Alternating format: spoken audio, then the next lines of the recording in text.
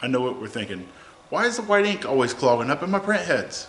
I got a simple trick here I'm going to show you, and that is to keep your print heads fresh and clean and ready to go day after day to print without fail for as long as possible. If you follow these steps, your print head won't clog up nearly as much. Let's dive in. Printing with Refined Color 1690 UV printers. They're a flatbed printer.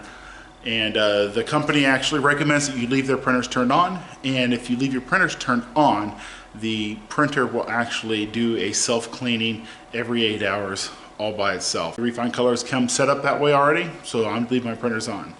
My second suggestion is keep your white ink tanks shaken every day. If you have a white stirrer, keep your white stirrer on and it'll automatically stir, which is freaking awesome. If you don't have one, you're gonna have to pull out your inkwell and shake it. So this is your inkwell full of white ink. Just move it back and forth that much and put it down. That's about it. You move it that much a couple times a day, keep that white ink looking white, and that way it doesn't separate. Second, what you may not know about this, but white ink, actually all of your ink, actually expires after about a year, year and a half. It expires and separates, and it will start looking milky and cloudy. I wish I had some, but I don't, because I don't keep expired ink. We keep fresh ink here. But it separates and it kind of looks like an egg white on top. If it's like that and shaking it doesn't bring the white back, you need to get rid of that white ink and get fresh and new. I suggest jsprinterparts.com. We stock fresh printer ink for DTF and UV, whatever you might need. My third tip is let's do a nozzle check every single day. If we do a nozzle check every single day, we have ways to check and get a perfect nozzle check every single day, and then we can fix it before it is irreversible and the clog's so bad you have to replace your print head. If you're running, this is where if you're running a UV DTF printer or a roll-to-roll printer, you have it on top of flatbed printers because you can do a nozzle check and you're already seeing the white nozzle check. I bet if you had a flatbed printer like this and you did a nozzle check, you didn't even know that it was doing a white nozzle check because you can't see it. You're like, what the heck? Or your varnish. Same thing on varnish, guys. Just change the color, doesn't matter. So I'm going to show you a tip on how to get this thing to do a nozzle check and see the white. And let's see how this one looks. We haven't ran it for quite some time. I'm going to use the PET film for my direct-to-fabric printer or my DTF printer, but I'm going to go out on a limb and think that maybe you only have a flatbed UV printer.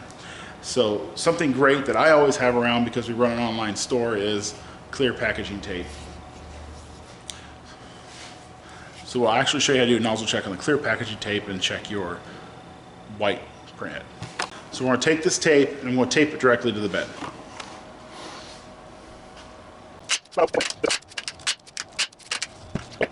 Okay, so we have clear packaging tape about right here. So what our machine here is going to do when we do a nozzle check is going to come across and print the date. It's going to come back, it's going to move this forward a couple of inches, and then it's going to print our nozzle check. So let's lift this up here. Okay, so I'm going to go ahead and lift this case up like this. I keep the screws out of it just so it's fast access. And you can see this is my clear or varnish. The one in the back here is my white print heads, and this is my CMYK print head. And we have the 3 lights. So typically the light is lined up with the print head, except for your varnish, it's a little ahead of your print head. But anyways, so we're going to do a nozzle check. We're going to line this print head, which is my color print head, we're lined with this light and this light, which you'll be able to see when this is down, up with the sticky stuff we just put up here.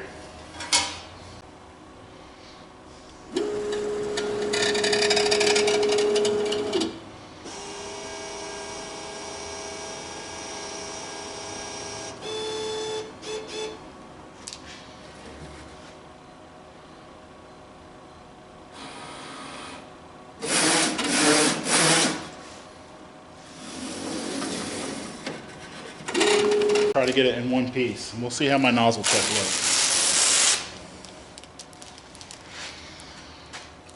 It's not very good, actually. All right, let's see if you guys can see this. I'm sure you can see the CMYK there. You can't see it all, I can see it just fine. But this is my channels on my white, right here. Then you see down here, they're almost completely gone. I think you can see those. almost completely gone. And then so I got 2 good channels and a couple not so good channels. Now I must admit I'm not the one running this printer every day, so it may not be the best maintained printer. It's kind of what I was hoping for, because now I get to show you the next step. Okay, so I have Print EXP opened up here, and I realize I don't have a screen recorder. I don't really care. This is a free video, guys. I'm going to zoom on here, and what we're going to do, I'm going to zoom in here. What we're going to do is we're going to go over to the settings tab, which you'll see here at the top of the screen, settings, and we're going to left click, and then you'll see right here we have load ink and head select. So we have this one's capable of printing 4 heads, but I have a 3-head machine, which is head 1 is white, head 2 is CMYK, and head 3 is varnish. And I don't want to waste the ink in my CMYK and varnish because they looked okay. All I cared about was my white. So I'm actually going to click head 1, and then I'm going to load my ink. It looked really bad, so I'm actually going to load this for maybe 10 seconds. You don't really need to go 10 seconds unless it's really bad. If it's not really bad, you can do 3 seconds. That's probably enough, but mine's pretty bad. There, 11 seconds. Now stop. And the next important part is let's go ahead and do a clean, which you guys should know how to do as well. So we'll actually click clean here, and we'll go down to head H1, which is my white print head. Again, CMYK and varnish. So H1, I'm going to do a weak clean, and it's going to run its cleaning program. And then we're going to check our nozzle again. Okay, so I'm just going to press the nozzle check button on the interface here on the printer, and we'll see what happens.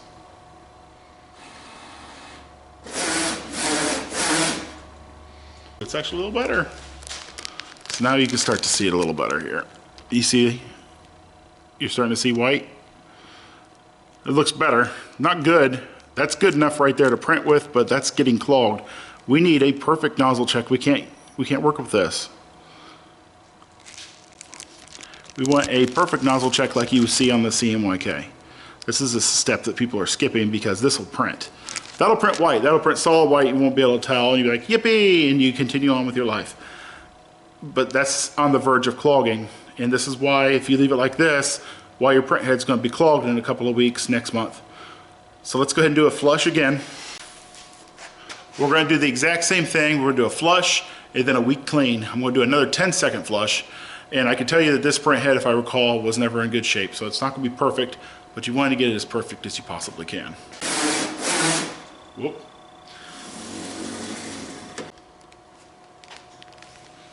A little better. Not perfect. I'm actually not happy with it. This one you only do a nozzle check so many times. There's another method you don't have to use to clear. But to check white, you could use black.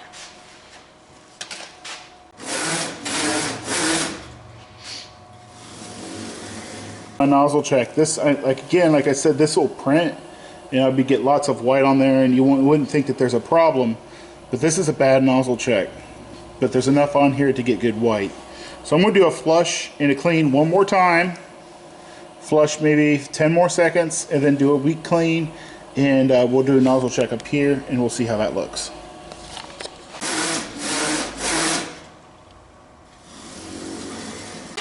Still not happy with the nozzle check. Okay, so we've done a flush and a clean 3 times. Don't do this anymore. This is the best it's going to get with this process. So it's good enough to kind of make it work. But if it's not getting perfect with this method, you're going to have to do a deep clean and bring this print head back to life.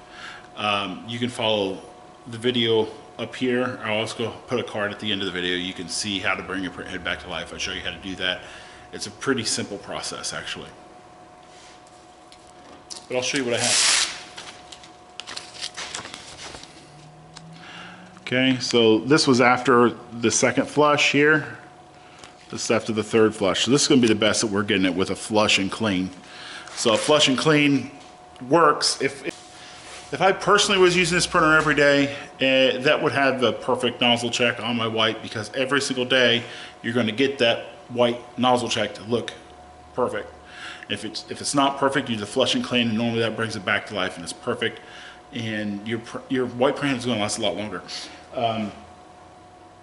If it's not perfect, you do the little bit of a clean before it becomes a problem, because once that completely clogs your channel's done for. You're in a new print head, which, by the way, I know a great place to get them. One more thing.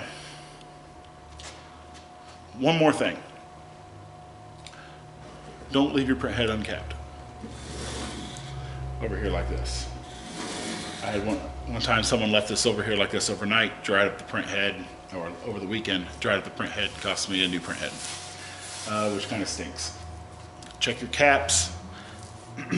Make sure your print head is capped and always locked, turned on. Check the nozzle check. Keep the white ink stirred, and your white print head is not going to clog nearly as much. All right, I'm Jay. This is my to-do list. Thanks for stopping.